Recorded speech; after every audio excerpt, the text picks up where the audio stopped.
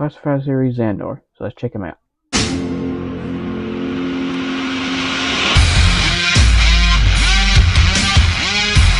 Now I know I said when I done my Zartan video the other day I didn't actually have this figure, and I didn't right at the moment. And then I actually got a good surprise today, and found this head came in the mail, and my they watched it and it actually got me this figure so I could do this review, and I now have all 3 siblings now, so that's actually pretty cool.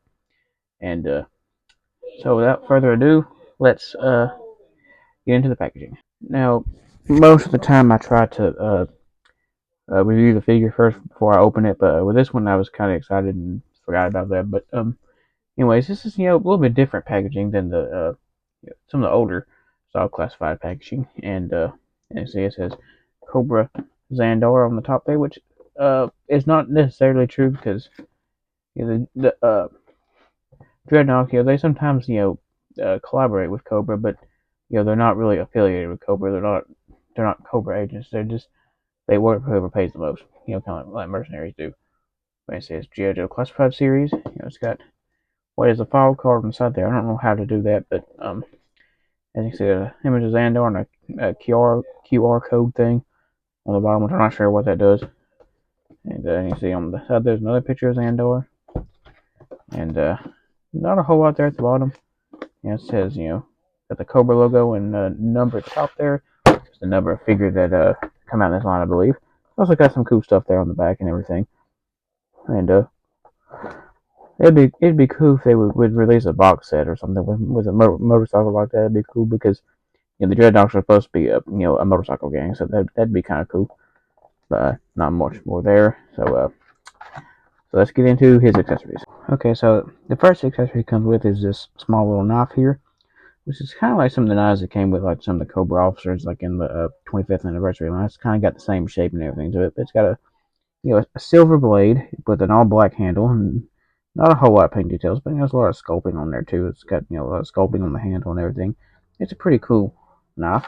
He has a sheath on his back here. He can store it in. Before we do that, he can kind of hold on to this.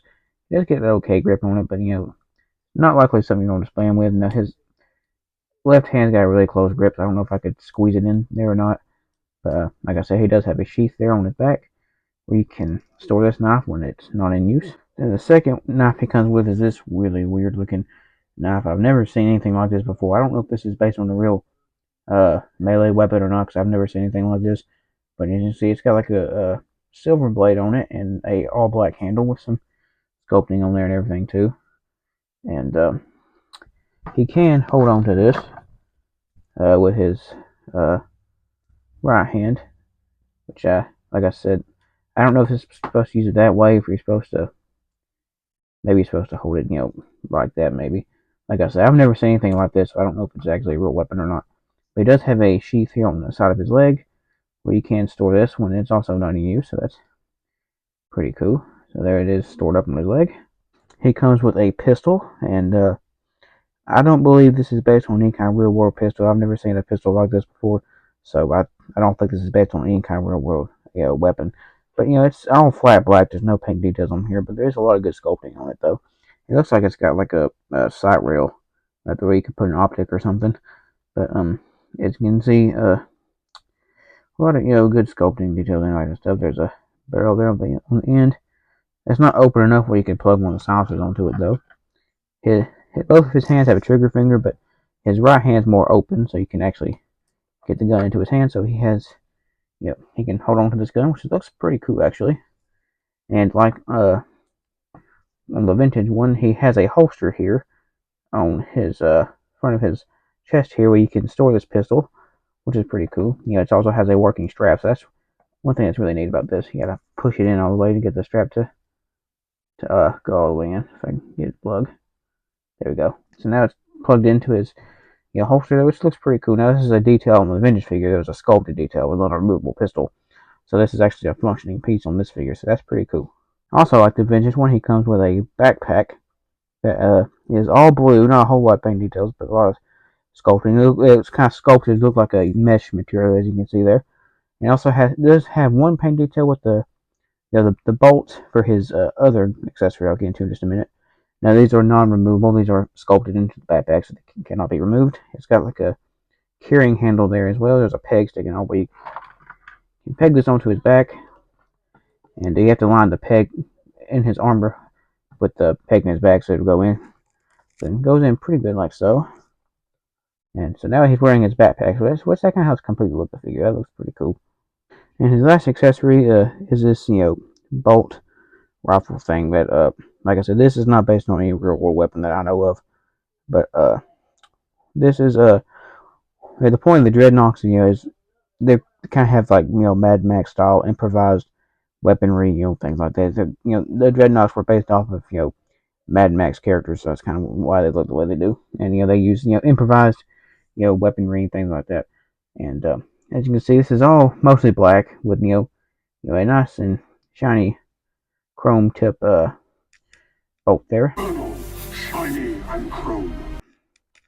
And and as you can see, to me, what this looks like, it looks like it's used with compressed air is what I would think. It doesn't have limbs like a crossbow would, and this looks like a tube, like it would house compressed air, and that's what would actually fire the bolt out of this weapon.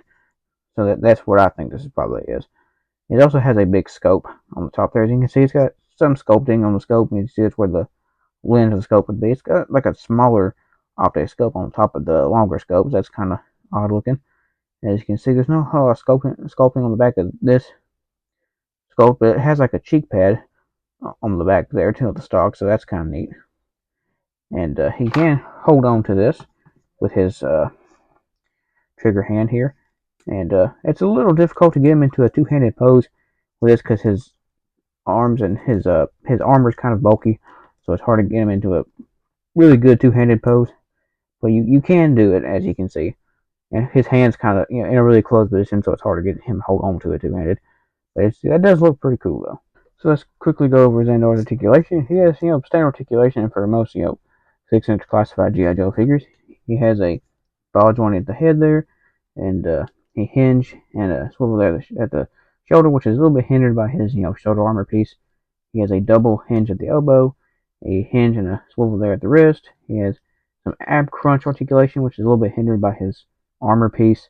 He does have a little bit of waist articulation there. As you can see, he's got pretty good leg articulation. The knife handle doesn't really hinder it either, so that's pretty good. It does come outward, so you can get dynamic poses.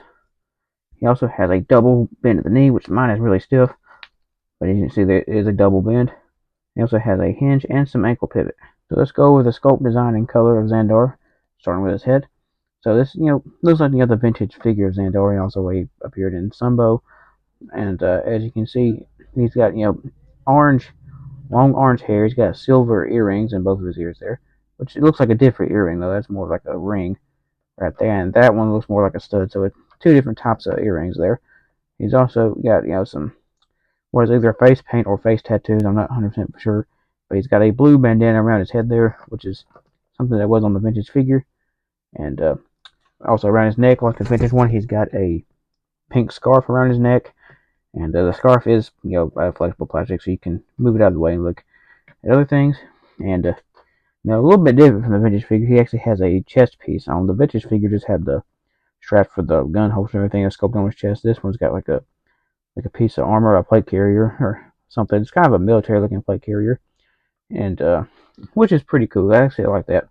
And if you look underneath it here, you can see he does have the chest tattoos like on the vintage figure, so that's pretty cool. They didn't have to put that on there, so that's a pretty good detail they still left on there.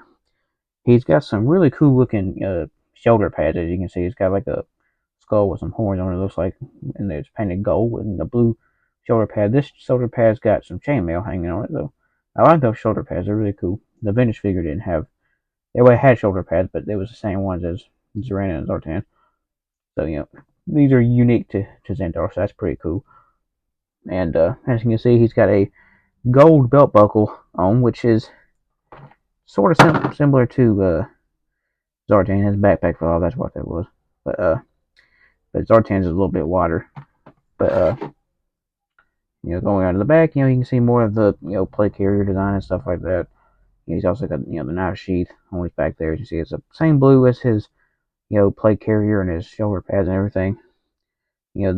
He's got a brown belt on around his pants, and this figure does not have the lace-up fly like on the vintage figure. Lace-up flies is what's typically on football pants and stuff. And he's got on what looks like a gold wallet chain, which looks pretty cool.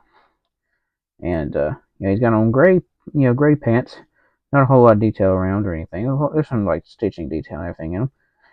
But as you can see, he's got on blue knee pads, or kind of grayish knee pads, which look pretty cool. And the vintage ones were gold, I believe. And he's got some brown boots on with some gold trim and stuff on the top there, and some around the buckles and everything. And one boot's a little bit different. This boot on this side is all brown with a gold buckle there. And his left boot has got like a gold tip on it, which looks pretty cool. I don't know why he only has one tip on the one side. You think he would have both of his boots would have gold tips, but he only has the one. And it looks like it's kind of got like a claw design on the gold tip, so that's pretty cool. So here he is compared to the vintage version, and this one already fixes a few problems I have with the vintage version. The vintage one, the colors clash something horrible, as you can see. Then this one, they've toned down the bright colors, and now they flow together a little bit better, and they don't clash like the vintage one did. And the vintage one is made out of color changing plastic. I don't believe this new one is, but I haven't reviewed that vintage one yet either. I may review that in the future. But so you can see the similarities and differences between the two. You can see what I was talking about with the sculpting in first on the vintage one, and now it's a functioning piece on this new one, so that's pretty cool. So here he is compared to his two other siblings, Zartan and Zorana. Now, Zartan will always be my favorite of these three because I just like Zartan the best.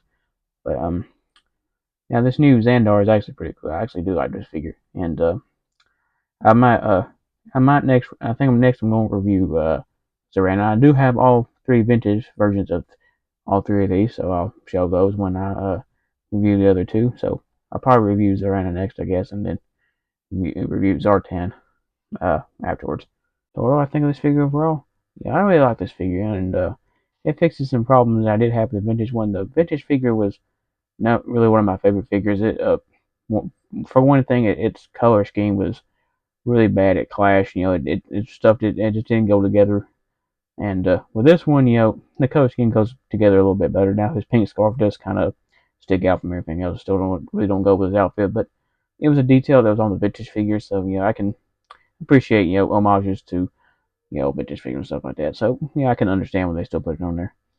And so I do recommend this figure if you're a fan of the Dreadnoks and stuff, and also a fan of Zartan and his siblings. And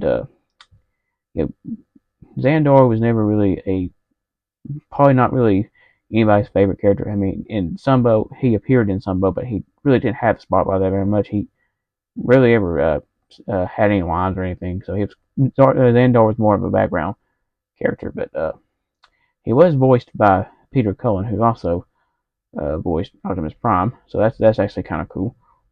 And so if you like this video and want to see more like it, give me a thumbs up, and don't forget to hit the subscribe button. Till next time.